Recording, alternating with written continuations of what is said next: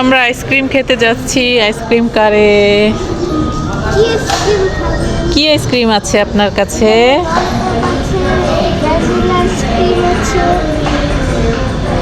আর কি আছে?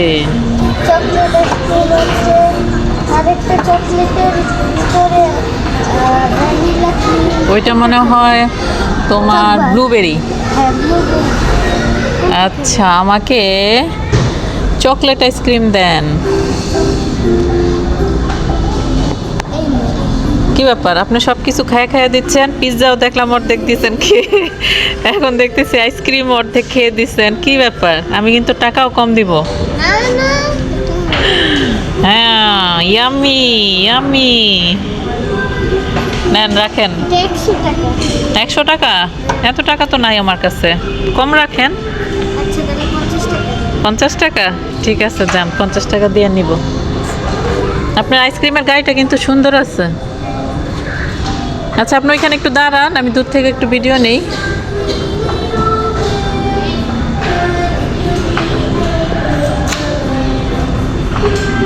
একটু হাই দেন। তো আজকের মতো আইসক্রিমওয়ালার বেচাকেনা এখানেই শেষ। এখন দেখছি আইসক্রিমওয়ালা নতুন কাজের উদ্দেশ্যে রওনা হয়েছে, আমিও আইসক্রিমওয়ালার পিছনে পিছনে। এখানে কিন্তু অনেক কাজের ব্যবস্থা আছে, যার যেই কাজ পছন্দ সে সেইখানে গিয়ে কাজ করতে পারবে, অনেক অপশন। তো আমিও দেখছিলাম যে কি কি আছে এখানে। তো দেখি এখানে যেহেতু মানুষ খাবার খেতে বেশি পছন্দ করে, এই জন্য ফাস্ট ফুডের দোকানগুলোই বেশি। এই যে অনেক রকমের খাবারের ব্যবস্থা আছে, যে যে কাজ নিবে সেই অনুযায়ী অনেক ব্যবস্থাই এখানে করা আছে। পরে দেখলাম যে আইসক্রিমওয়ালা ঘুরতে ঘুরতে খাবারের একটা দোকানের সামনে চলে আসছে। এখানে কিন্তু যে পেট হাউসও আছে, চাইলে পেট হাউসেও কাজ করতে পারবে।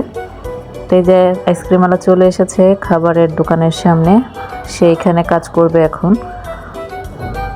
তা আমি ওনাকে বললাম যে আপনি কি এখন এখানে জব করবেন? সে বলতেছে হ্যাঁ। তো ওনার কাছে আমি একটা পিৎজা অর্ডার করলাম।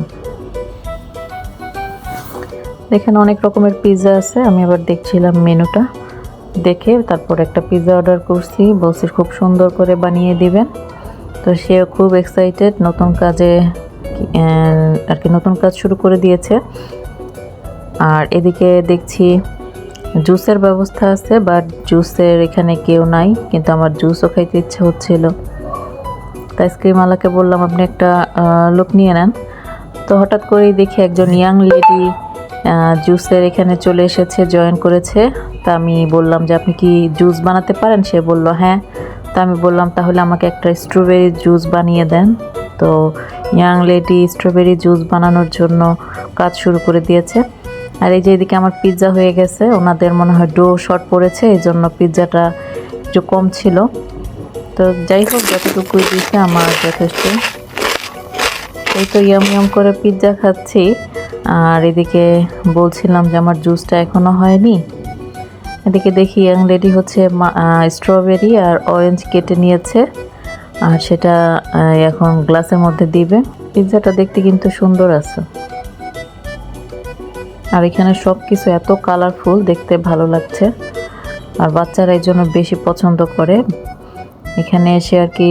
এই বাচ্চারা খুব আর কি আনন্দ করতে পারবে, এত সুন্দর। আর এই যে আমার স্ট্রবেরি জুস হয়ে গিয়েছে, স্ট্রবেরির সাথে অরেঞ্জও দিয়েছে।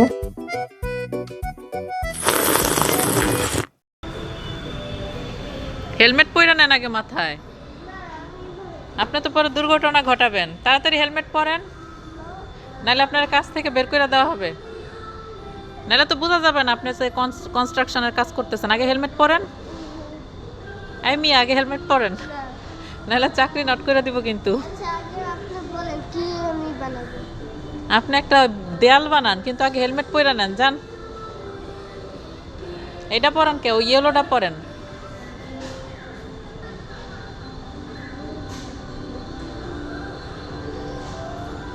গুড। কি পড়লেন এটা দেখি? দাঁড়ান, ও আপনার মাথায় ঢুকে না? আমি আপনার মাথা বড়। এমনে না মিয়া, এটা ধরেন। হ্যাঁ, আর ওই বেলটা টাইনা তো তার কাছে নিয়ে আইয়েন। হ্যাঁ, এই তো। ঘুরায় নেন, মাথাটা সোজা করে, এটা সোজা করেন। হ্যাঁ, এই তো। এবার তো মনে হইতেছে আপনি কাজ করতেছেন কনস্ট্রাকশনের।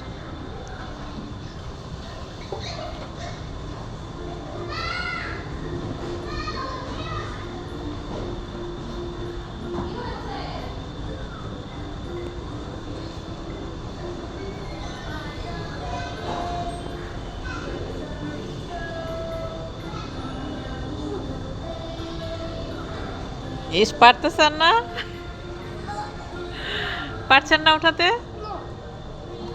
ও, চিকনা একটা কনস্ট্রাকশনের কি কি বলবো, কর্মচারী। শক্তি নেই শরীরে। আপনি একটু বেশি বেশি খাবেন, বুঝছেন? আপনি অনেক হার্ড ওয়ার্ক করেন, বেশি বেশি খাবেন, ঠিক আছে?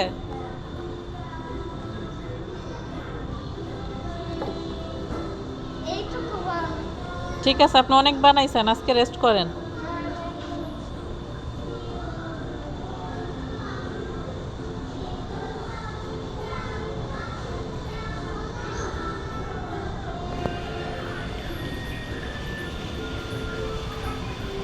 আচ্ছা, আপনি বানান, আমি একটু ঘুরে আসি, ঠিক আছে?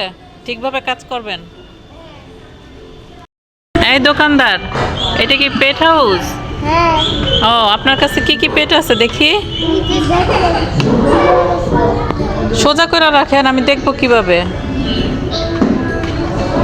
ও, এই পেটটা তো সুন্দর, দেখি।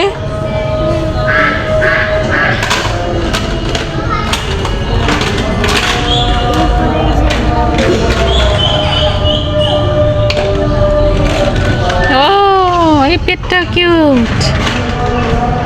পয়সা আর নিয়েন না। ও, দেখি দেখি দেখি, কিউট। দোকানদার আমার সব দেখাই দিতেছে, আমি কি এত কিছু নিব? এটা সুইট, এটা অনেক শক্ত। দেখি দেখি।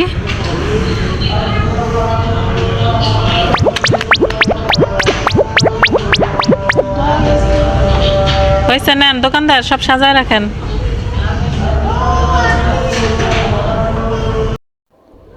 আর এরপরে খেলতে খেলতে আমরা চলে আসি বলের রাজ্যে।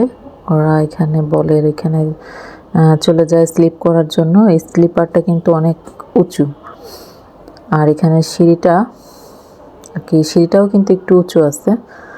তারপর দেখলাম না, ওরা দুজন খুব সুন্দরভাবে উঠে গেল রুমের ভিতরে, যেয়ে আমাকে হাই দিচ্ছে। আর এখন হচ্ছে দুজন স্লিপ করবে।